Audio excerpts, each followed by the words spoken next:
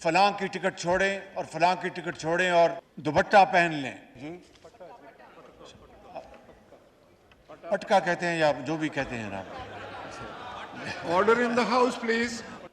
एक झुर्नू ज़दा इलेक्शन के नतीजे में और आज हर चीज़ सामने आ चुकी है कि वो फ्रॉड इलेक्शन किस तरह हुए, किस तरह जुनूबी पंजाब के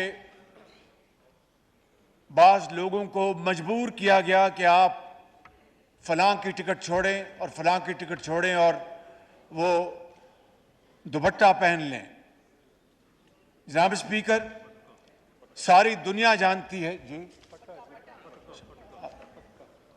पटका कहते हैं या जो भी कहते हैं आप। Order in the House, please.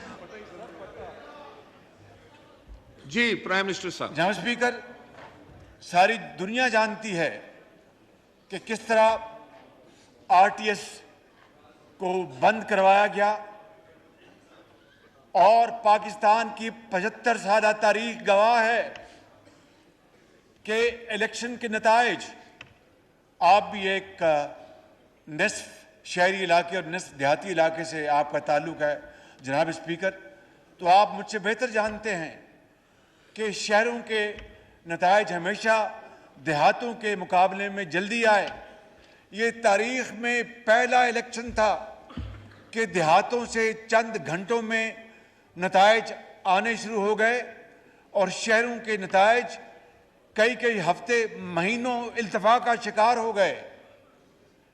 और जनाब स्पीकर, जब गिनती करवाने के लिए दरखास्तें डाली गई